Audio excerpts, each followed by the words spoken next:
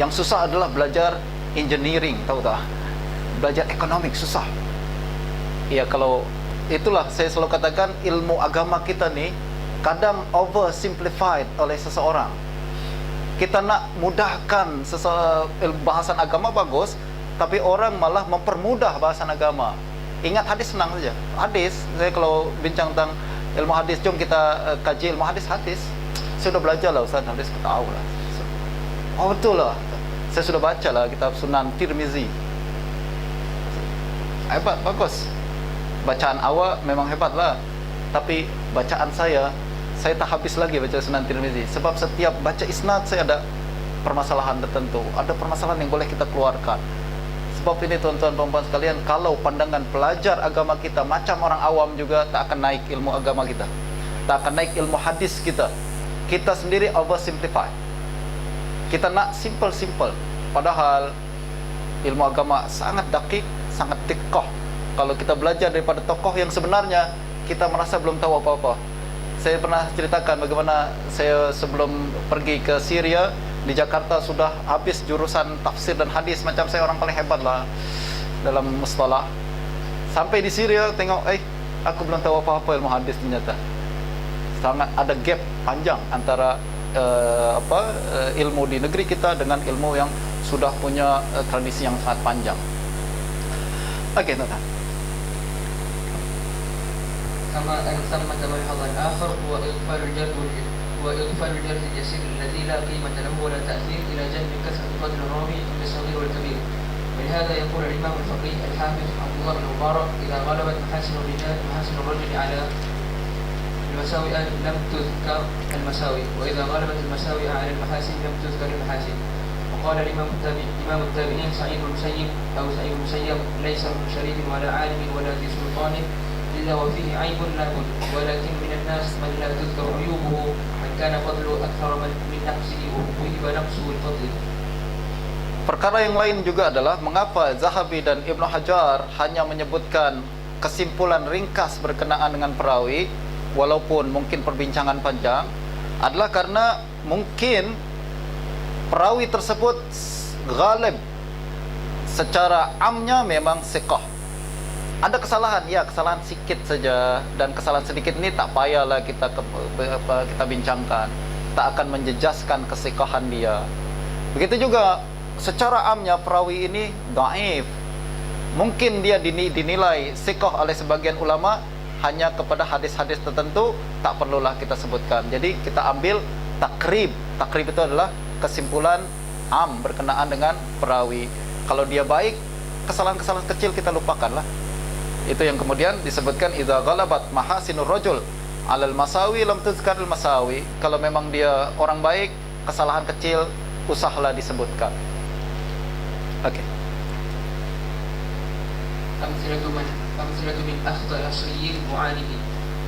وقد أخطأ خطأ عظيما من نسب من نفسه محدثا في هذا العصر، إذ راه يعتمد على هذه المختصرات في دراسة الأحاديث والحكم عليها، بل تجاوز هو ومن تبعه بالتقليد البحث له إلى تقرير أمور خطيرة بالنظرة الأجلى، فكثرت أخطاؤهم في الفروع بل وفي الأصول، ثم زال البلاء بإصرارهم على الخطأ وركوبهم مثل العناد، وتطاول على مخالفيهم بالسباب والبذاء، فعم ضرر أخطاؤهم الكثير من العباد، وأدخل الفساد في أخلاق قرائهم من سائر البلاد. Doktor penulis muallif berbincang tentang kesalahan sebagian ahli asr, sebagian ulama di zaman sekarang. Man nasaba min nafsihi muhaddisan, ini istilahnya orang yang berlagak menjadi ahli hadis, istilah bahasa Melayu lah. Padahal bukan. Man nasaba nafsahu muhaddisan fi hadzal asr, ini adalah kesalahan seorang yang mendakwa dirinya ahli hadis pada masa ini, padahal bukan. Dan ini saya rasa saya tak perlu sebutkan siapa orangnya, dan ini termasuk perkara yang yutwa wala yurwa. Sepatutnya kita tak bincang siapa orangnya dan mengapa perbezaan antara muallif dengan orang tersebut. Tapi yang boleh kita ambil ke pelajaran daripada perkara ini adalah bagaimana kita mesti menilai dengan teliti sebelum menghukum kepada seorang. Wal amsilatu ala dzalika katsiratun. يذكر منها جويرية الضبعي Dubai. ضبعي ذكروه من رواة الصحيحين الذين قيل فيهم صدوق وقد قال فيه يحيى بن معين ليس به بأس وصلاحه أن من قاله في ذلك فهو ثقة وقال الإمام أحمد ثقة ليس به بأس ووثقه ابن حبان فأدخلوا كل هذا وقصروا بالراوي. الثاني سهل بن حماد البصري ذكروه من رواة الصحيحين الذين قيل فيهم صدوق وتجاهلوا أنه وثقه العجلي والبزار وابن حبان. الثالث عبد الرحمن بن خالد الفهمي ذكروه كذلك وثقه العجلي والنسائي وهو متشدد ومحمد بن يحيى الذهلي شيخ الإمام البخاري.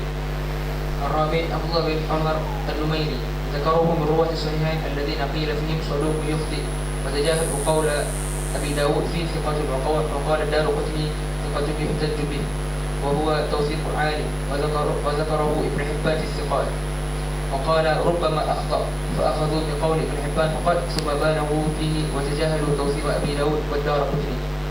الخامس حاتم بن إسماعيل المدني ذكروه في رواة الصحيحين الذين قيل فيهم صدوق يهيم وتجاهلوا فيه أمورا وتجنوا عليه وعلى الشيخين من وجوه نذكر منها أن الحافظ بن حجر قال في التقريب صحيح الكتاب صدوق يهيم فاقتطعوا صدوق يهيم عن الجملة التي بها يعرف حكمه وهي صحيح الكتاب وهي تفيد أنه إذا حدث من كتابه فروايته صحيحة فتجاهلوا موضع الوحم في حديثه وهو خاصة رواية معينة أو ضوى الإمام علي المديني شيخ البخاري الإمام في العلل وعلوم الرجال والحديث وقد تكلم ابن المديني في رواية حاتم عن جعفر بن محمد فقال فاحتج به الأئمة فيما سوى ذلك فتجاهلوا ذلك وهو ظلم أي ظلم.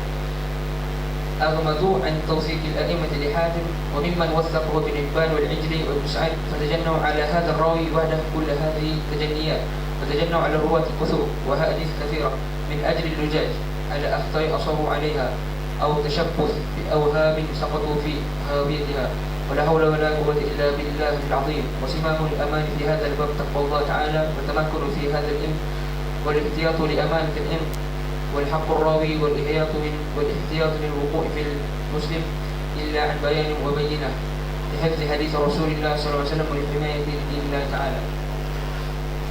Kita tengok amsilah ala dzalika. Jadi semua perawi-perawi yang disebutkan ini 5 perawi tersebut adalah perawi-perawi rijal Bukhari dan Muslim. Sepatutnya kita membayangkan bahwa setiap perawi yang menjadi terdapat dalam riwayat Bukhari dan Muslim dalam kitab sahih seharusnya adalah min a'la darajat siqat, ya kan? Kita seharusnya melihat bahwa setiap perawi yang ada dalam Sahih Bukhari dan Muslim adalah siqah, bahkan bukan hanya siqah saja tapi dalam darjat yang paling tinggi. Namun begitu, ada seseorang yang membuat kajian lalu meletakkan sebagian perawi-perawi dalam Bukhari dan Muslim sebagai soduk. Maka dia berkata min ruwatis sahihain alladzina qila fihim soduk. Ini adalah beberapa nama yang diriwayatkan oleh Bukhari dan Muslim tapi tak mencapai siqah, akan tapi hanya soduk sahaja. Nanti kita akan tengok dalam darjat ta'dil ada siqatun siqah amirul mu'minin fil hadis, tingkatan yang paling tinggi. Ada lagi adalah siqah, berikutnya adalah soduk, ya kan? Maknanya soduk seharusnya dia tak mencapai siqah.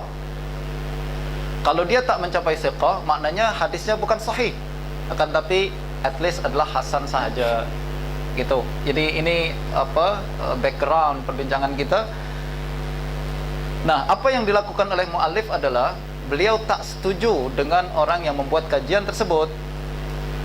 Awak mengatakan perawi sahih dan Bukhari soduk sahaja, dan contohnya adalah Juwairiyah Ad-Dubai, Sahal bin Hamad Al-Basri, Abdurrahman bin Khalid Al-Fahmi, Abdullah bin Amr Al-Numairi, dan Hatim ibn Ismail Al-Madani. Nah, ini yang kemudian dirad oleh Syekh. Beliau mengatakan bahwa anta menilai dia soduk padahal Bukhari menilai dia siqah. Ini kesimpulan dia lah. Bukhari dan Muslim menilai dia siqah, awak menilai dia soduk. Penilaian awak terbina di atas kajian yang tidak sempurna, sebab awak hanya ambil satu ucapan sahaja dan melupakan ucapan-ucapan yang lain. awak mengatakan dia soduk karena penilaian beberapa orang ulama, padahal awak melupakan lagi penilaian ulama lain mengatakan dia siqah. Ini kan perbahasan kita. Kalau kita nak menjarah seseorang pun, sebutlah semua qaul yang berkenaan dengan orang itu, bukan kita pilih-pilih mana yang selari dengan pandangan kita. Saya tak boleh elaborate lebih jauh, nanti kita akan tengok perbahasan ini lebih dalam lagi. Dan kalau nak lebih dalam dan lebih dakik lagi, maka kita boleh buat kajian khas berkenaan dengan perawi-perawi yang telah disebutkan tersebut. Intinya adalah macam tadi, tuan-tuan. Intinya adalah macam tadi. Kita masuk kepada perawi yang kelima, yaitu Hatim bin Ismail al-Madani. Zakaruhu fi ruwati sahihain alladzina qila fihim saduqun yahim. Tajahalu fihi umuran wa tajannau fihi wa ala syaikhaini min wujuh. Apabila orang tersebut menilai Hatim ibnu Ismail sebagai soduk yahim, kata Syekh, mereka telah mengabaikan beberapa perkara yang sangat penting, dan pada masa yang sama mereka telah tajannau alaih, mereka telah melakukan jenayah kepadanya, kepada Hatim bin Ismail, dan juga melakukan jenayah kepada Sahih Bukhari dan Muslim dalam beberapa perkara. Kami sebutkan antaranya, pertama, Al-Hafiz Ibn Hajar berkata dalam Taqrib Sahihul Kitab Saduqun Yahim, Ibn Hajar menilai Hatim Ibn Ismail adalah Sahihul Kitab, walaupun berikutnya beliau katakan Saduqun Yahim. Faqtata'u Saduqun Yahim alal jumlati allati biha yu'rafu hukmuhu. Orang yang buat kajian ni ambil sebagian saja, yaitu Saduqun Yahim saja, padahal yang sebelumnya Ibnu Hajar telah menilai beliau Sahihul Kitab. Kalau Sahihul Kitab maknanya adalah kalau dia meriwayatkan daripada kitabnya sahih, walaupun dinilai Saduqun Yahim. Saduqun Yahim maknanya kalau dia meriwayatkan daripada hafalannya. Tapi kalau diriwayatkan daripada kitabnya, dia baca kitab tu kepada orang lain, meriwayatkan hadis menerusi kitab dia, maka dia Sahihul Kitab.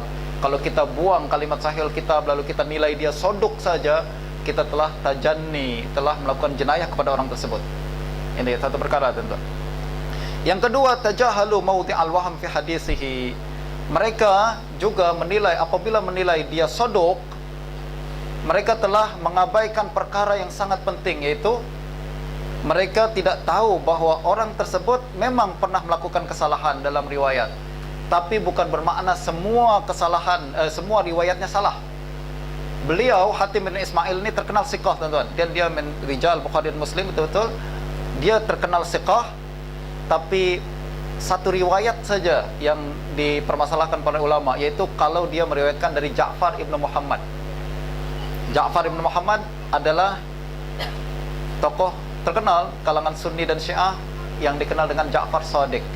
Ja'far bin Muhammad bin Ali bin Husain bin Ali bin Abi Talib. Ingat tak? Ja'far atau dikenal dengan Ja'far Shadiq.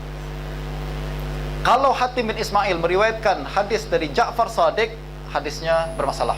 Itulah disebut Saduq Yahim, melakukan kesalahan. Yakni maksudnya adalah kalau dia meriwayatkan dari Ja'far bin Muhammad, tapi kalau meriwayatkan daripada yang lain, dia hujjah, dia siqah.